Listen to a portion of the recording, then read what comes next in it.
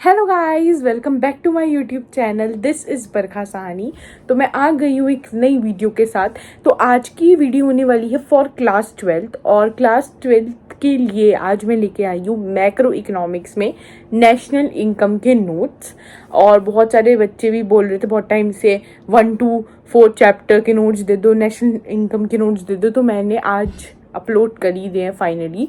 सो इसमें जो भी आपकी नेशनल इनकम की पूरी यूनिट है उसके अंदर जो भी 4-5 चैप्टर्स हैं वो मैंने पूरे इस के अंदर कवर कर दिए हैं इन नोट्स के अंदर। तो इन नोट्स को बहुत अच्छे से पढ़ लेना। सो मैं बहुत सारे ऐसे कमेंट देखती हूँ जहाँ पे लिखा होता है कि क्या हम ये नोट्स पूरे पढ़ लेंगे तो क्या बोर्ड्स के लिए इनफ है। तो मैं ये बोलूँगी कि ये जो नोट्स हैं वो मैंने इसलिए नहीं बनाया कि खाली आप नोट्स पढ़ो और आपका सिलेबस हो जाएगा। मैंने इसलिए बनाया के बनाए हैं ताकि आप इस नोट्स के थ्रू अपना रिवीजन कर सको। लाइक आपने बुक के थ्रू वो चैप्टर पढ़ लिया, देन आप इन नोट्स का इस्तेमाल करके रिवीजन कर सको। रिवीजन के टाइम पे बार बार आपको दोबारा पूरा चैप्टर ना पढ़ना पड़े। रिवीजन के लिए मैंने ये नोट्स बनाए हैं। तो इसलिए पहले अपनी बुक को पढ़ लेना, फिर उसके बाद जब आप रिवाइज करने बैठो 1-2 दिन बाद चैप्टर को, जब भी आप रिवीजन का टाइम निकालो तो तब आप इन नोट से अपने चैप्टर को रिवाइज करो। बिकॉज इसमें आपके सारे कॉन्सेप्ट क्लियर हो जाएंगे, हर एक टॉपिक आपका शॉर्ट में कवर हो जाएगा एकदम अच्छे से। तो इन नोट्स को आप तब पढ़ सकते हो। So without wasting the time let's start. So यहाँ से चैप्टर शुरू है, that is chapter 1 circular flow of national income. इसका चैप्टर नंबर 1 है नेशनल इनकम जो यूनिट है उसका।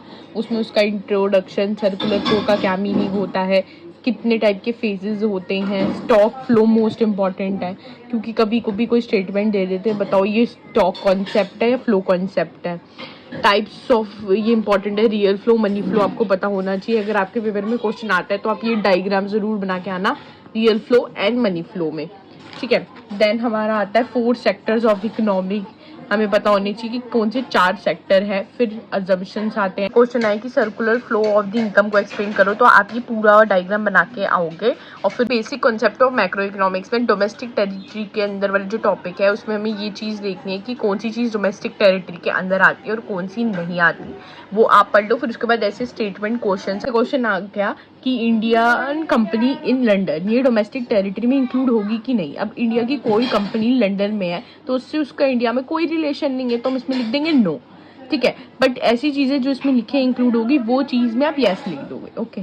नॉर्मल रेजिडेंट्स, तो नॉर्मल रेजिडेंट के अंदर जो इकोनॉमिक इंटरेस्ट किसी पर्सन का जहाँ पे लाइन करता है वो उस जगह का नॉर्मल रेजिडेंट कहलाता है, ठीक है। तो वो हो गया। फिर क्या क्या पर्सन जो है वो नॉर्मल रेजिडेंट नहीं खिलाएंगे, तो कैटेगरी में नहीं आएंगे नॉर्मल रेजिडेंट की, वो सारे पॉइंट्स यहाँ पे लिखे हैं। फिर सिटीजन रेजिडेंटशिप में लोगों को कन्फ्यूजन होती है, तो वो चीज़ यहाँ पे मैंने लिख दी है कि इसमें क्या डिफरेंस है।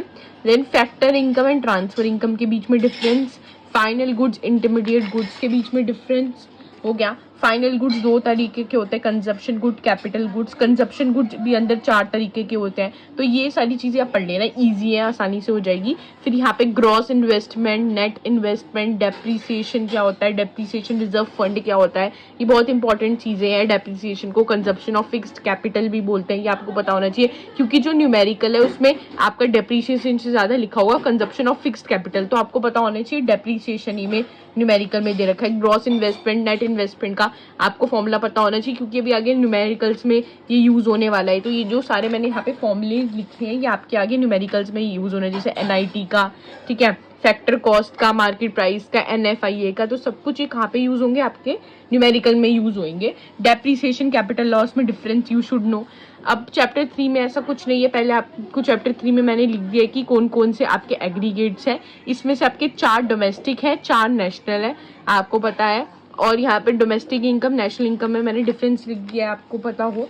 और फिर यहाँ पे मैंने जो है तीनों लिख दिए कि कन्वर्जन कैसे करना है, अगर ग्रॉस से नेट में जाना है या नेट से कॉस्ट में जाना है, MP से FC में या FC से MP में, नेशनल से डोमेस्टिक में, डोमेस्टिक से नेशनल में, तो कैसे आपको कन्वर्जन करना है। बाकी आप अपने बुक में क्वेश्चंस देख लेना है। एक क्वेश्चन मैंने यहाँ पे भी करके दिखा दिया है क्योंकि मैंने क्वेश्चन सॉल्व करके दिखा रखा है जहाँ पे हमें GDP MP वाला एग्रीगेट निकालना है NLP FC से। तो यहाँ पे मेरे को जो एग्रीगेट निकालना है वो मैंने इधर रखा और जो दे रखा वो इधर रखा, फिर मैंने कन्वर्जन करके प्लस माइनस करके जो हमने फॉर्मूले सीखे थे उससे ये क्वेश्चन सॉल्व हो जाएगा। तो फोन में आपका main value added income method और एक्सपेंडिचर मेथड के फॉर्मूले जो आपको पता होने चाहिए। तो मैंने यहाँ पे सारे इस मेथड के फॉर्मूले लिख दिए हैं, ठीक है। और उसके बाद एक इंपॉर्टेंट टॉपिक जो बच्चे इग्नोर कर देते हैं, that is precaution of value added expenditure, और साथ साथ में इनकम मेथड के आपको प्रिकॉशंस पता होना चाहिए। इनकम मेथड के कंपोनेंट्स आपके इसमें पता होने चाहिए।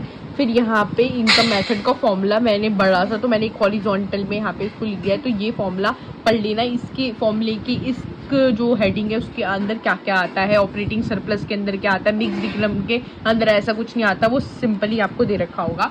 फिर इसके प्रिकॉशंस पढ़ लेना। एक्सपेंडिचर मेथड क्या होता है वो मैंने यहाँ लिखा है, और इसका फॉर्मूला और थोड़ा बड़ा है तो मैंने यहाँ पे लिखा है हॉरिजॉन्टल में। Private, final, government, gross domestic, export import, तो इन सबके अंदर क्या आता है वो सब कुछ भी मैंने यहाँ पे लिख दिया है, तो उसको बहुत अच्छे से रीड कर लेना। अच्छा, फिर यहाँ पे एक हमें है ग्रॉस डोमेस्टिक कैपिटल फॉर्मेशन। इसके अंदर ये तीनों चीज़ें भी आती है। वो मेरे को यहाँ पे लिखने की स्पेस नहीं थी तो मैंने लिखी नहीं, बट आप याद कर लेना कि ग्रॉस डोमेस्टिक कैपिटल फॉर्मेशन कभी कभी नहीं दे होगा, तो ये तीनों चीज़ें दे रखी होगी या दो दे रखी होगी, इन तीनों को ऐड करके आपका ग्रॉस डोमेस्टिक कैपिटल फॉर्मेशन आएगा।